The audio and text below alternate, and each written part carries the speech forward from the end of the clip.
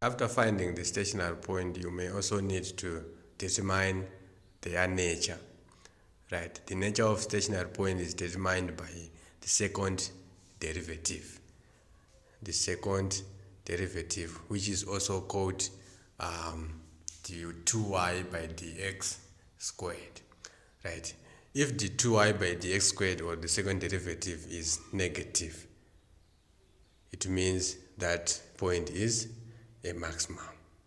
Right? If it is negative, if it is positive, it means that point is a minimum point.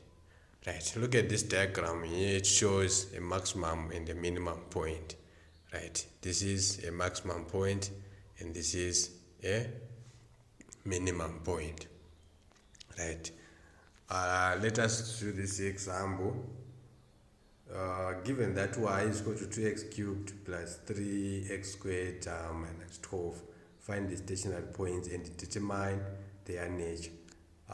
For finding the stationary points, we don't have a problem. We've done that before. Then we need to move a step further and find their nature. Right? So the solution is you find dy by dx. Right? You find dy by dx. You differentiate this function to get 6x squared plus 6x minus 12. Right?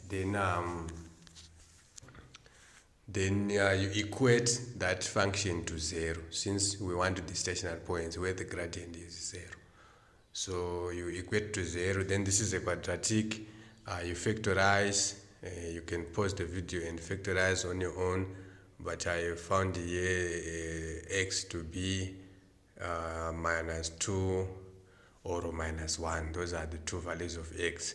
Then you find the respective values of y by substituting x is equal to minus 2 into the original equation. And then I found y is equal to 20. And then for x is equal to 1, you substitute into the original equation again and you get y is equal to minus 7. So we have the two stationary points. The stationary points are minus 2, 20, and 1, minus 7.